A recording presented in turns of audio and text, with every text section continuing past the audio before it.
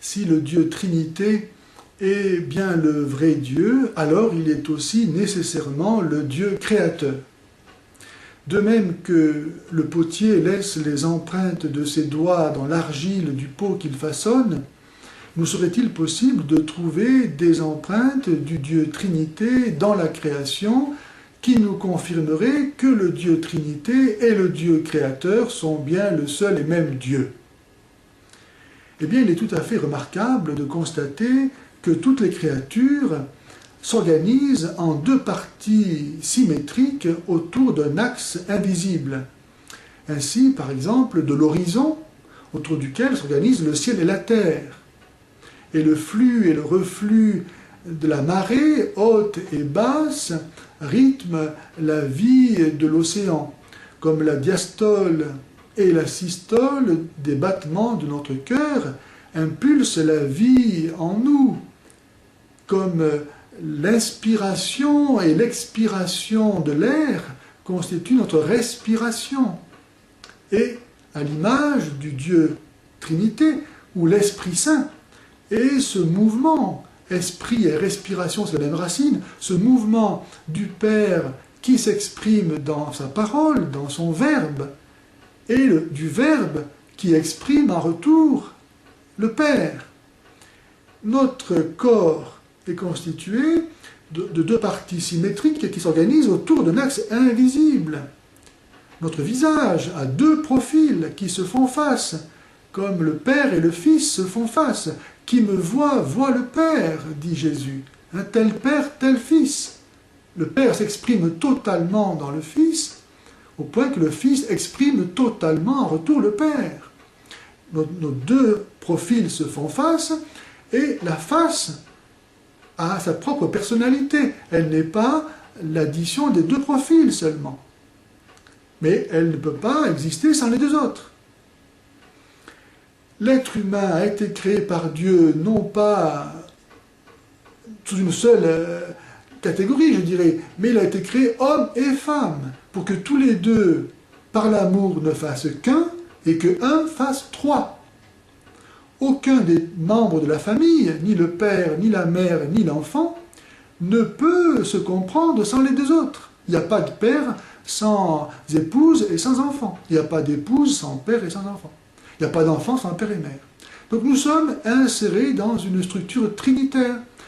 L'être humain lui-même entretient des relations qui sont filiales, fraternelles et paternelles. Relation trinitaire, à l'image de Dieu, qui est relation, qui est Père, Fils et Esprit. Mais la structure trinitaire de notre être ne s'arrête pas là. Notre esprit, à l'image de Dieu qui est esprit, est lui-même composé de trois facultés spirituelles que sont l'intelligence, la volonté et la mémoire. Et aucune des trois ne peut fonctionner sans les autres. L'intelligence pour connaître la vérité que lui montre la volonté pour choisir le bien que lui montre l'intelligence, et la mémoire pour garder ce bien, cette vérité, et en jouir. Nous existons dans le temps qui se divise en passé, présent et futur. Nous sommes dans l'espace qui a trois dimensions et dont la perception nous est possible grâce aux trois plans perpendiculaires formés par les trois canaux semi-circulaires de l'oreille interne. Toutes les couleurs sont obtenues à partir des trois couleurs primaires que sont le bleu, le rouge et le jaune. L'eau existe sous une forme soit liquide, soit gazeuse, soit solide. Le feu éclaire, réchauffe et consume.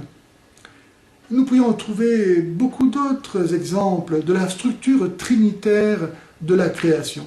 Mais, pour prendre un exemple encore, le nom divin en hébreu exprime cette structure trinitaire du vrai Dieu.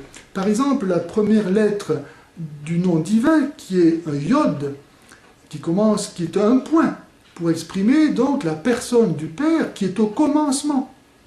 Et c'est pourquoi elle est la plus simple. Donc on va l'exprimer par un point.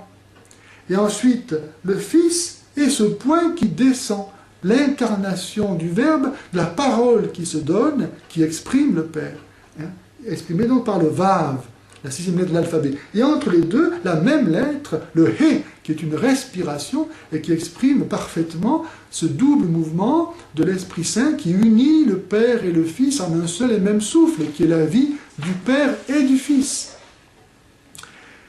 Évidemment, ce ne sont pas des preuves, ce ne sont que des indices. Mais lorsque tous les indices concourent dans la même direction, l'affaire paraît entendue. Déjà, dans l'Ancien Testament, cela a été perçu, par exemple, dans le livre de l'Ecclésiastique, au chapitre 33, au verset 15, il est écrit « Contemple donc toutes les œuvres du Très-Haut, toutes vont par pair en vis-à-vis. » Même livre, chapitre 42, versets 24 et 25, « Toutes les choses vont deux par deux en vis-à-vis, et Dieu n'a rien fait de déficient, une chose souligne l'excellence de l'autre, qui pourrait se lasser de contempler sa gloire ?» L'Extrême-Orient avait perçu cela en divisant les créatures en yin ou yang, mais elle n'a pas perçu la troisième dimension de cette structure de la création. Comme je le disais, ce ne sont que des indices, mais lorsque tous les indices concourent dans la même direction, l'affaire paraît entendue.